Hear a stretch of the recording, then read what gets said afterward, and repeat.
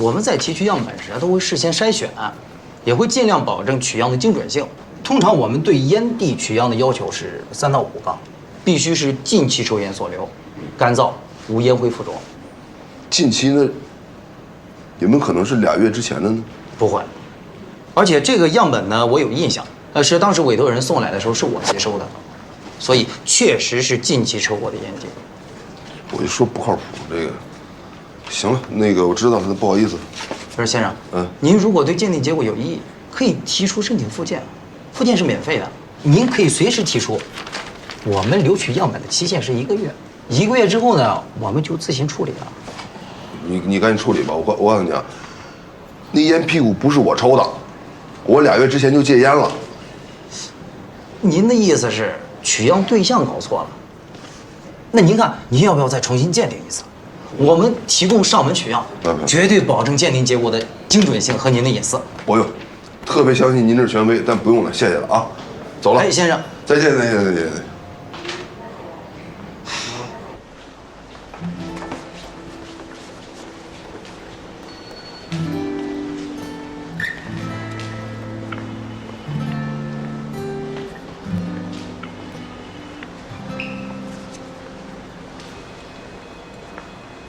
小韩，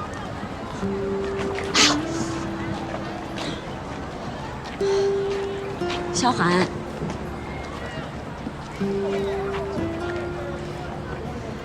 我们找个地方坐下来，好好聊一聊你之后的安排吧。我现在很困很累，不想聊了，要不改天吧？哎，那你回哪儿休息啊？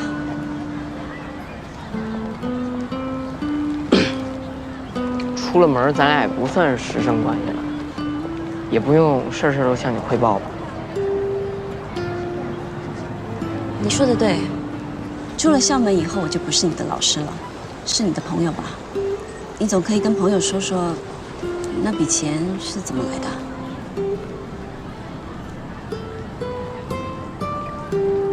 钱肯定是挣不来的，好吗？不要再纠缠。好，我相信你不会去挣不义之财。那你去上课，把奥斯卡放哪了？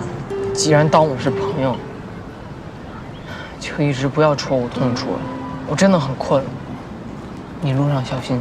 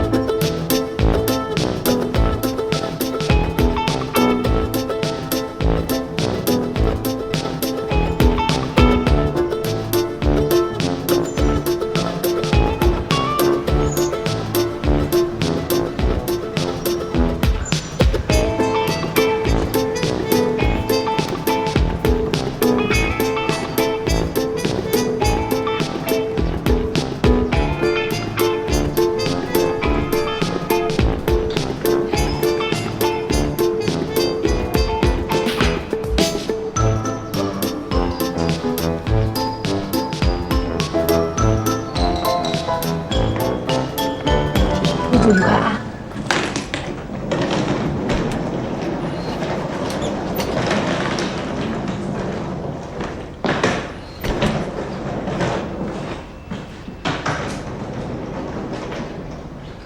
您好，你有事儿吗？刚才进来那个学生住哪间房？谁啊？我们这儿不收学生的。怎么可能啊！我刚刚明明就看见穿着校服的人进来，我就是跟着他进来的。你们这儿又不大，你怎么可能没看见？我们店呢，的确不大，但是也有正规营业执照的好不好？再说了，我们也要保护客人的基本隐私吧。我们不会提供给任何人违法犯罪的机会。还说不违法？我这个学生看起来个子挺高，但只有16岁。你们非法收留未成年人，这违法吧？我听你口气，你好像是他老师吧？哎，我就纳闷了，你们当老师的都不学法律知识的？法律现在都规定，16岁以上的人都有独立开房的自由了，不学法律还跟我在这儿掰扯什么呀？我觉得你们这些老师有时候就是特……哎，喂，你不能进去！喂，天哪，你不能过去！不是，你要干嘛呀？哎，这位女士，哎，不是，这位老师，你别这样，这边是客房。哎呦我的天哪！不是老师，这是客房，人们休息的地方。你找，不好意思，对不起，他不是空的，你休息。别吵！我跟你说，这边全是参加艺考的学生，人家不太容易。1116，他在1116。不是你轻点儿。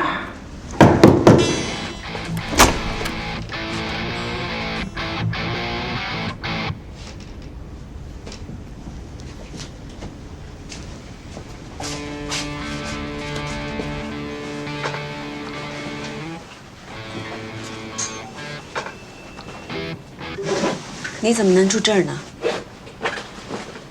不住这儿，我住哪儿啊？这是我的私事儿，出了学校你就没权利过问了。你要是再这样，我以后不去上学了。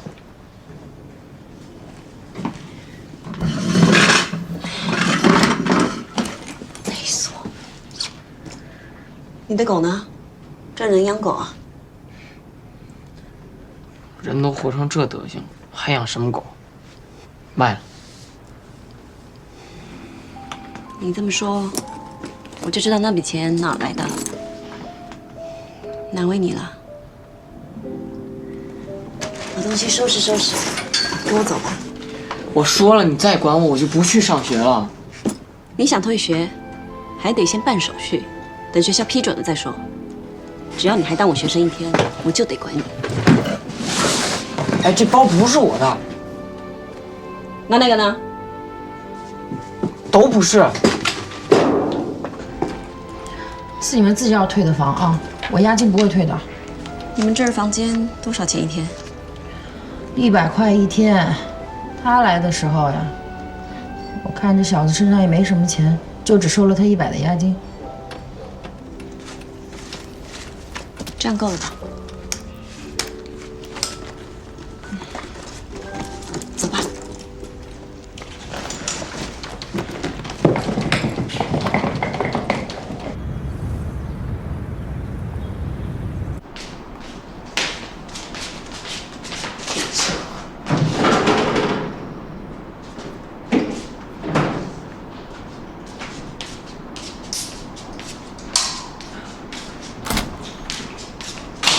来，进来。哎，你今天怎么那么早回来啊？哦，对，跟你介绍一下，这个呢，就是萧寒，我跟你常提起的那个啊，他暂时就住我们家了。今天晚上我的房间让给他睡，我跟你挤一挤啊。你要睡哪呀？你床上呀。哎呀，咱们不是以前常开卧谈会的吗？好，那我们现在去开卧谈会。这么早？哎，你先去冰箱那边找找有没有什么吃的喝的，不要拘谨啊。走，放轻松。收留女学生可以，1天2天1星期我都没问题。但是你马上就要去澳洲了，你把她丢给我，我是跟她合租呀，还是我收养她？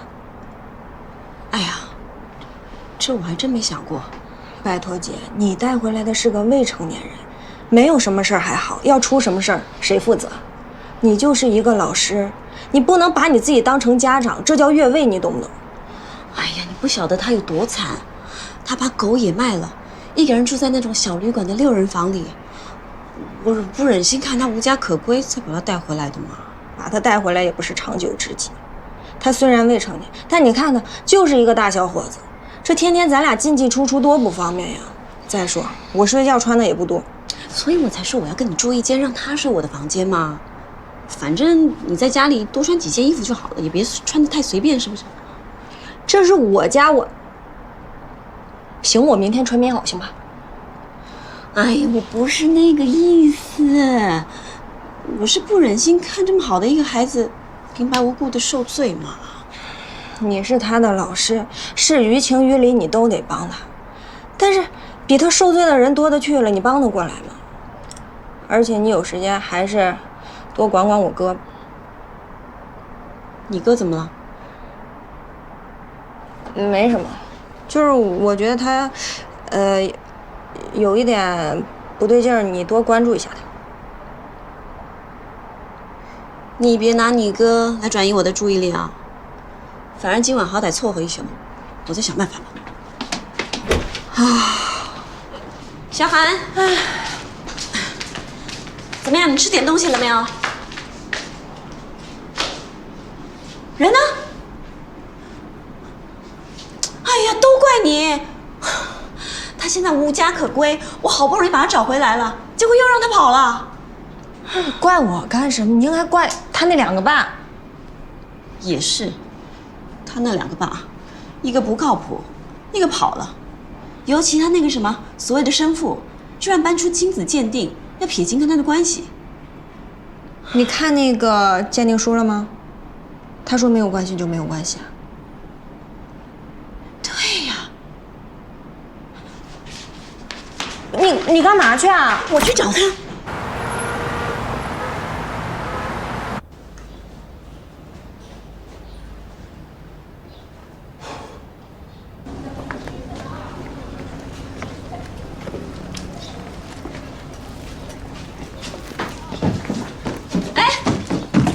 站住！哟，没看错吧？哪儿冒出来的这是？把证据拿出来。什么证据？亲子鉴定啊！我要亲眼看看上面怎么写的。我现在要出门了，我没时间跟你。我凭什么跟你汇报啊？你穿成这样是要出去约会啊？你知道萧寒他现在住在一个小旅馆里面的6人房吗？啊，你还真有心思啊！他也老大不小了，而且以前被惯成什么样了，吃点苦头挺好的。你要让他吃苦我不反对，但他现在还未成年，没有经济来源，住在那么复杂的小旅馆里，觉不够睡，吃不好，上课精神也不集中。觉不够睡，觉不够睡算什么呀？我像他这么大时候才10几岁，我那会儿可厉害了，我都帮我们家邻居开西瓜摊挣钱了都。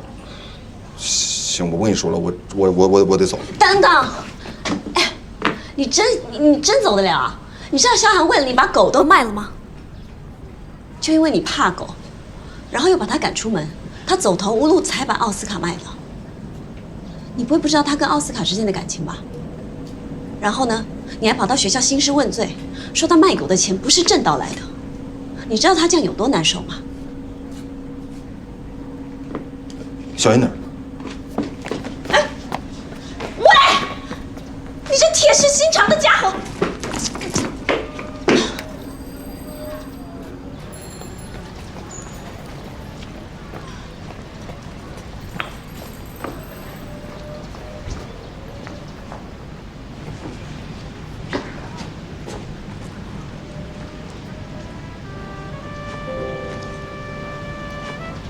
怎么啊？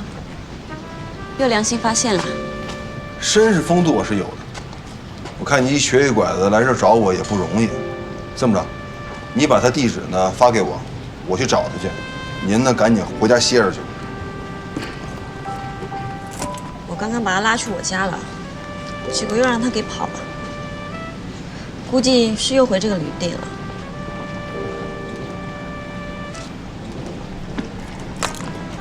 我跟你去吧。别，这是我们2个大男人之间的事情，跟您没关系。我是他的老师，我肯定得去的。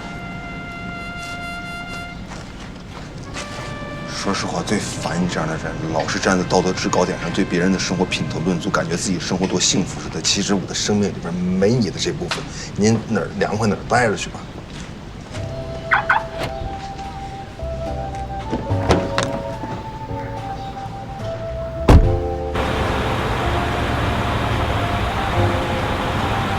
喂，郑队，我吴征。吴征，我跟您说一下，今天有一件特别急的事儿。麻烦您跟哥几个讲，今天晚上我就不过去了，不好意思啊，郑队。你开什么玩笑？大伙都到齐了，就等你了。不是现在还有什么能比你傅飞更紧急的？我正跟他们说这事儿呢。你架子也太大了吧？不好意思啊，队长啊，给您赔个不是，哪天我单请哥几个，千言万语就这一句话，对不起，拜拜了。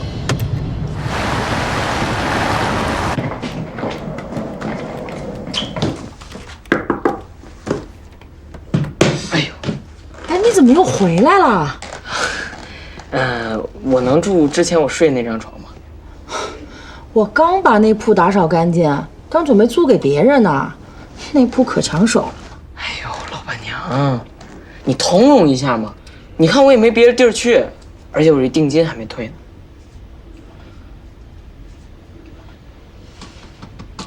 哎，行吧，行吧，行吧，给你继续住。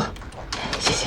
我跟你说啊，我不是看在你还算长得像我偶像的份上，哦，还有一点，你弹琴还不算难听，要不然我才不会网开一面。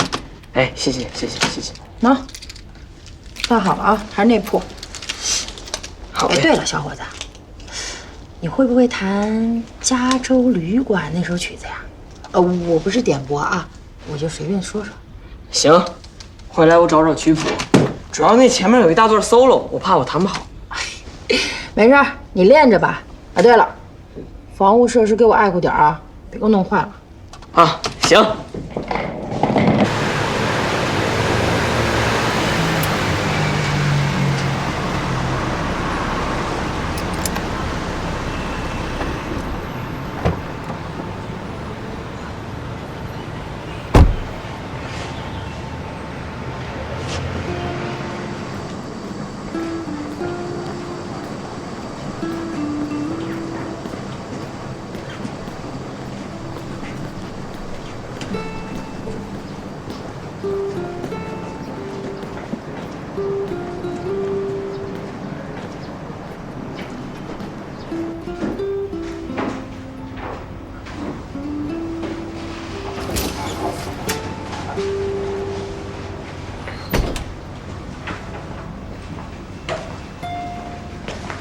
哎，你好，请问你有什么事儿吗？啊，找个人。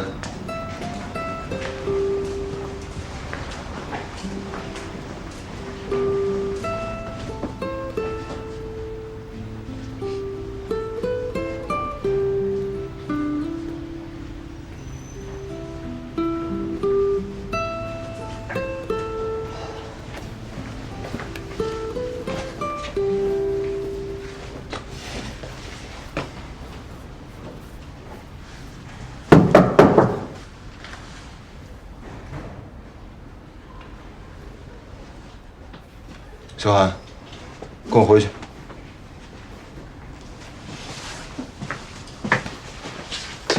跟我回去。你连我爸都不是，你凭什么管我？你以为我想管你呢？因为我爱过你妈，我不能眼看着她的孩子误入歧途，你知道吗？否则我死了以后见着你妈，没法跟她交代。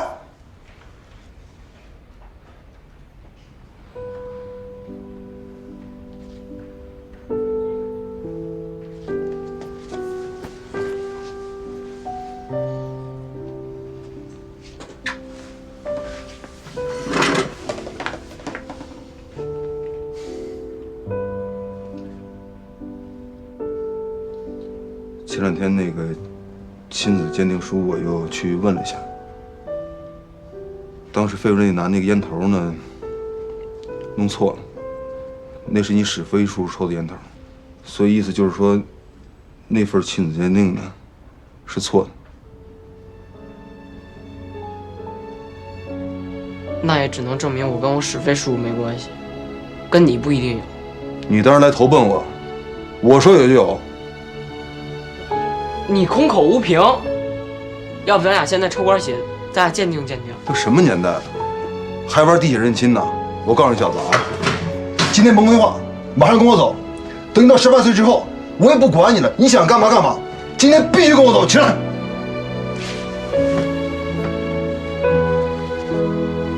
把东西收拾一下，收拾好了跟我走。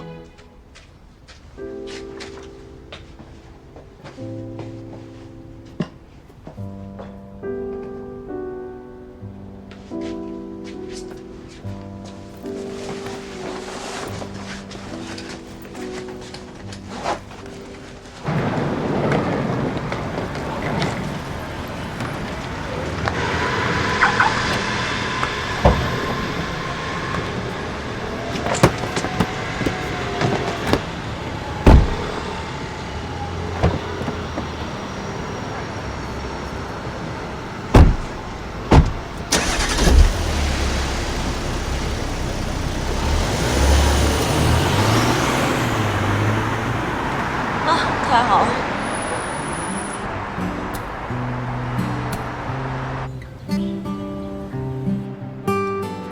你确定了？怎么规定眼睛给他拆啊？你只要把同一边的镜片补到那副摔坏的墨镜上就行了。你这副墨镜啊，花了你不少钱啊。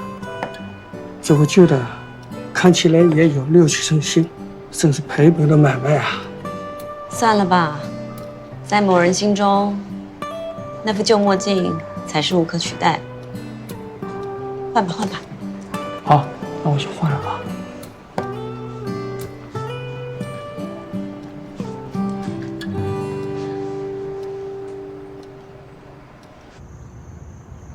周先生，您先别激动啊。关于公司经营的事儿，我觉得您完全可以跟丁女士再深入的交流一下。交流？怎么跟他交流啊？他现在连我电话都不接，惹急了连儿子都不让我见。如果他现在只是想拿钱移民走人，没有问题。虽然说儿子见不着，但是公司至少可以保住。可是现在呢，他要的是两败俱伤啊！他现在接手公司1个月，公司好几个元老全被他开掉了。现在公司上下人心惶惶，大家无心工作，经营业绩直线下滑。我看要不了多久啊，公司就要被他搞垮了。好，我明白您的意思了，时间紧迫，不能等他拖垮公司。那我建议您多联系一些股东，赶紧召开股东大会，罢免冰房乳的决策权。没找过其他的股东，我都找过了。可是因为我跟他离婚这件事情，对我的个人声誉造成了特别负面的影响。不过，倒是为他赚了不少的同情分。那我们就只有搜集足够的证据，设法去做他个人的工作了。行吧，走一步看一步吧。哎，好，那先这样，明天随时见。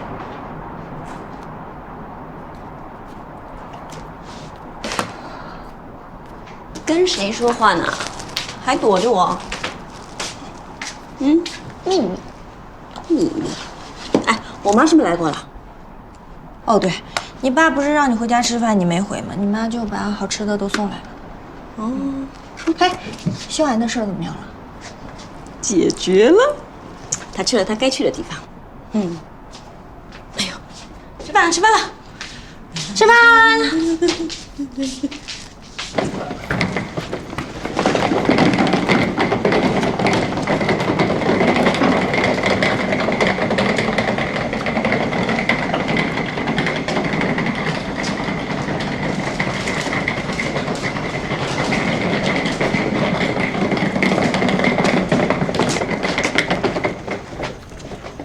年轻人有点朝气。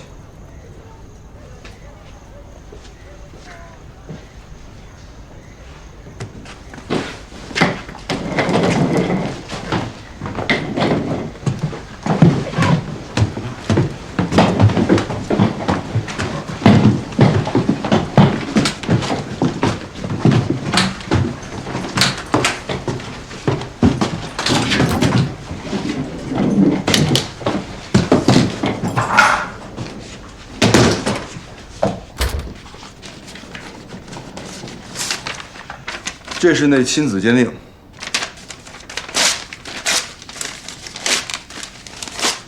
请坐。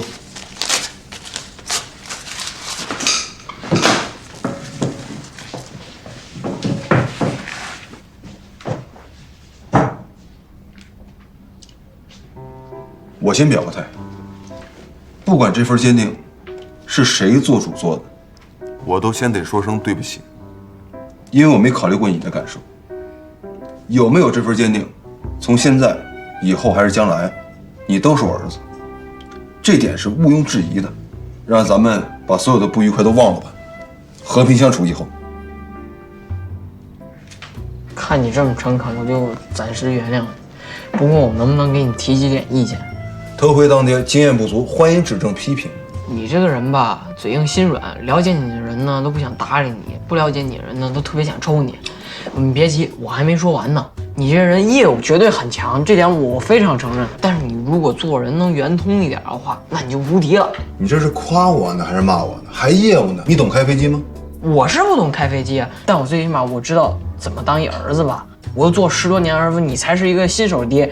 我这些意见都是肺腑之言，你呀，兼听则明吧。好，有则改之，无则加勉。不过你是不是应该给我也道个歉啊？我给你道什么歉？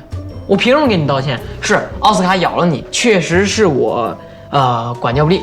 但是呢，这狗我也卖了，我还流浪好几天，我还饿肚子了，我还在一个小纸箱里，我在里边躲雨，一边弹吉他一边哭，旁边有一个特别臭流浪汉。这点我说了吗？你知道吗？你有过这种感受吗？我说的是这件事情吗？我说的不是这件事情，我说的是费雯丽让你走你就走啊！你什么时候变得这么乖了？你怎么不先把事实搞清楚了再说呢？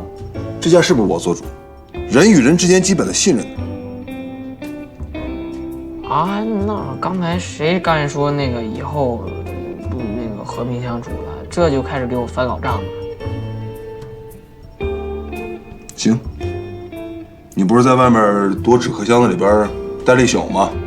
也没睡好，特别累，先把东西收拾收拾，去洗个澡。今天晚上先赶紧睡一觉，好不好？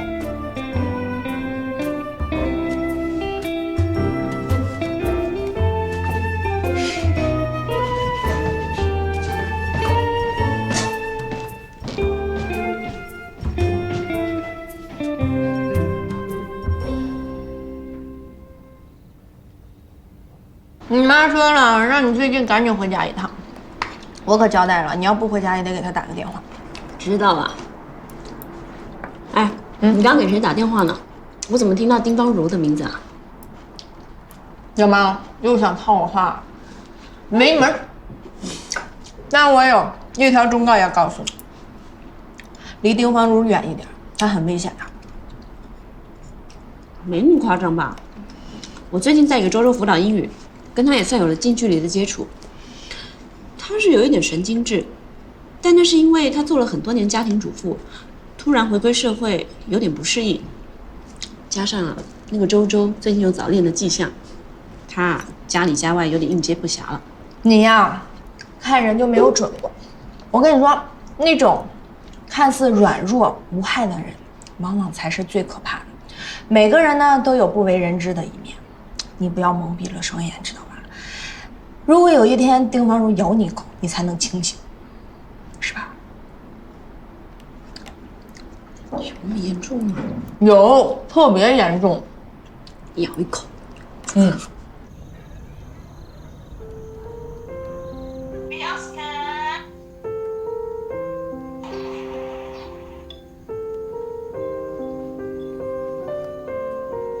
奥斯卡，生日快乐！其实啊，我特理解你失去宠物的心情。我小的时候养过一只乌龟，我跟它可亲了。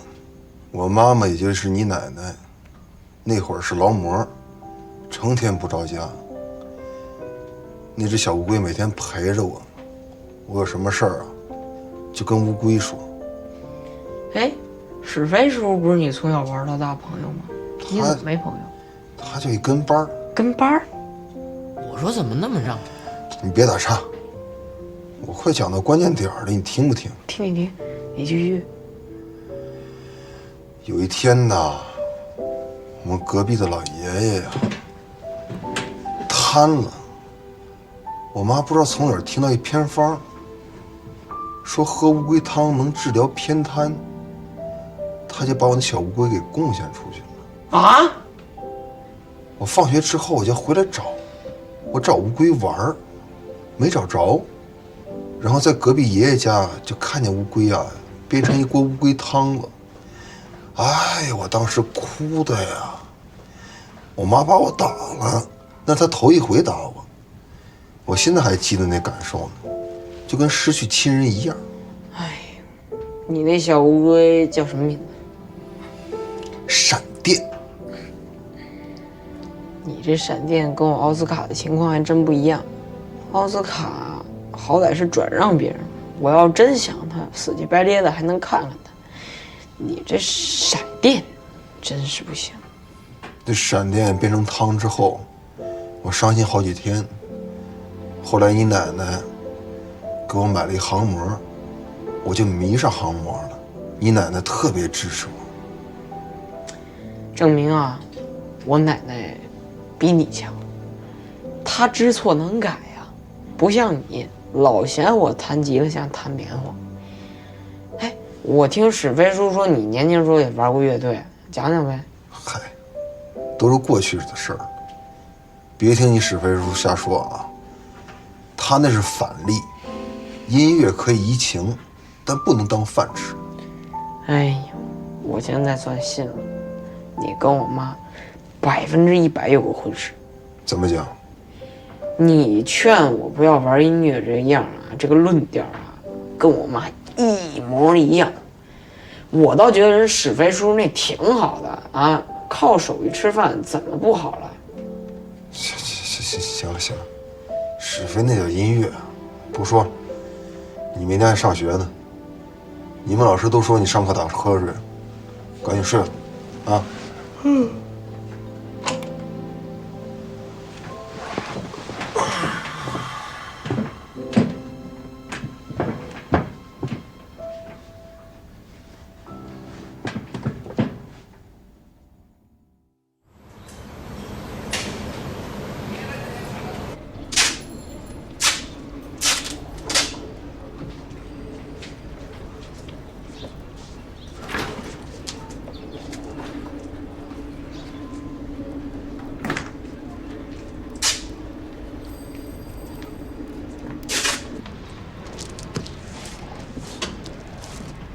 干嘛呢？看不出来，狗窝呀，怎么样？多规整！一会儿在这儿开个前门，在这儿开个后门，完美。忙活了一早上。可以啊，又能装床又能安狗洞，哼，不错。我是谁呀？机长啊，这算什么呀？来，这钱呢，你先拿着。先把你那宝贝奥斯卡赎回来，要不然我这狗窝做好了也没地儿待。你脑子抽风了吧？伤口还没好呢，刚让人狗咬一口就让我赎回来，你想好了吗？我呀，还真就想好了，我不能当我妈那样的家长。既然奥斯卡对你重要的话，他就应该跟你在一起。这钱呢，如果不够的话，咱再想办法。先让奥斯卡回来是正事。不用了，我看就算了吧。咱现在这水平啊，也给不了奥斯卡以前的生活。他跟他那新主任挺好。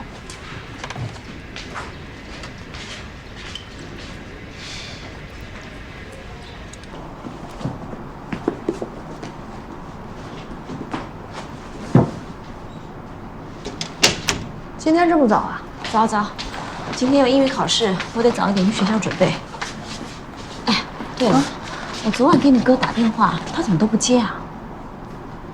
不知道啊，可能有事儿吧。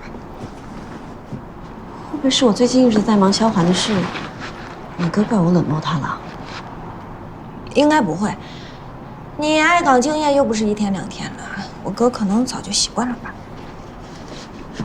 他真的跟你抱怨了，对不对？哎，你也知道，我最近忙的连我父母家都顾不上回。萧寒没个好去处，我去澳洲也不放心啊。我当然理解你啊，可是我希望你能多替我哥想一想。萧寒现在没事了，我要是你，我就提前申请去澳洲，反正横竖都要走，别不在乎这1-2个月了。既然不差这1-2个月，那我干嘛不善始善终呢？你自己当律师都这么严格要求自己，应该理解我的心情吧？你知道吗？异地恋的分手概率高达90%以上。你和我哥走到今天很不容易了，我只是希望你们可以修成正果。知道了，今晚不管多晚，我都会跟他视频啊。我先走了，路上小心哦。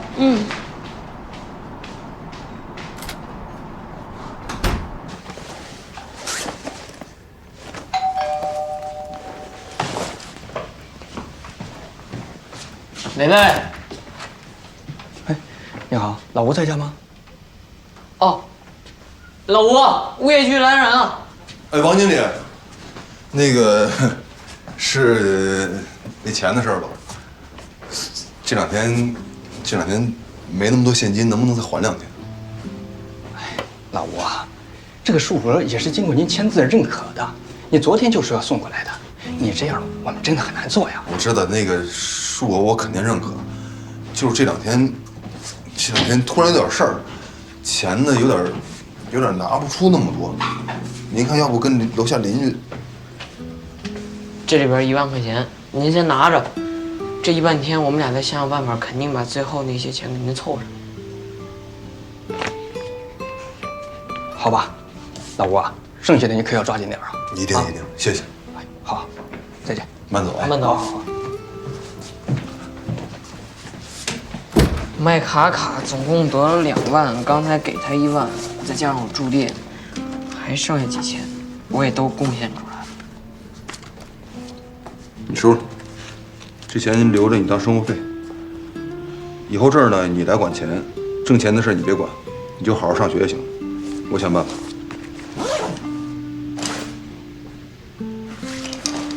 走了。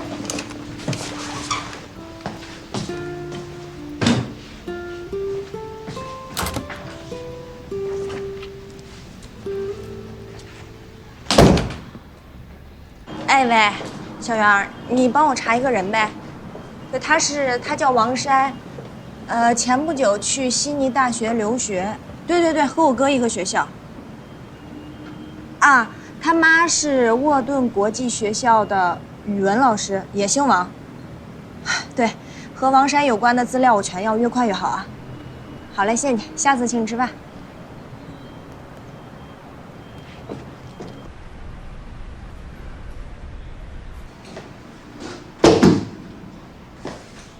哎呦，吴大爷，您来了！您下次来提前通知我，我好铺好红毯迎接你。别挤兑我啊！我先向您为昨晚的事道个歉。昨天呢，我确实是有事儿，那孩子离家出走了，谁也找不着，又担心他有危险。后来知道他有消息之后呢，马上把他蹬回去了。你理解一下，毕竟是我跟肖薇的孩子嘛。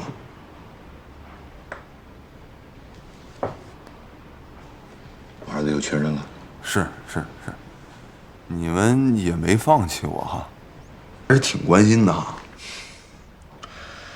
我什么时候放弃过你啊？组织上不光注意你的思想动向，还格外注意你的个人生活。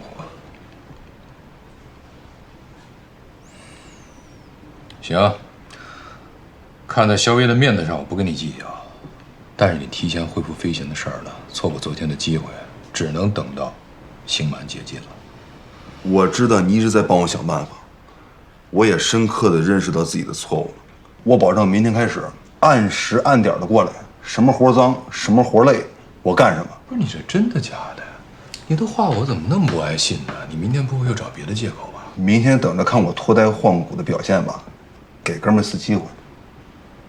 行吧，这样吧，一会儿还有一节培训课，你呢给我当助教，当个反面典型，现身说法，把你这次违规的切身体会呢跟大家交流一下。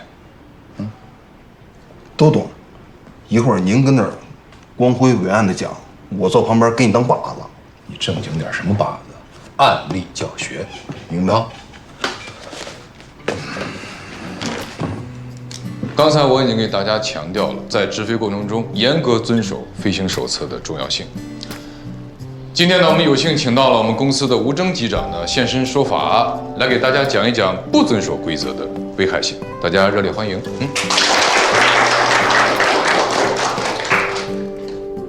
大家好，我是吴征，我来给大家讲讲不遵守飞行手册规则的重要性的这个反面例子。我是一个比大家早飞了15年的这样一个机长，你们都从航校毕业，应该知道学习开飞机是一个枯燥又很有挑战性的工作。我就不给大家讲这个条条框框了，给大家讲一个小故事、小例子。在好些年前吧，我大概比你们大一点点吧，也是刚飞没几年，在天上我们正进入巡航高度，现在就是比较安静的时间，旅客也都休息了。这时候乘务组的3号呢，就到机舱呢，驾驶舱给我送咖啡。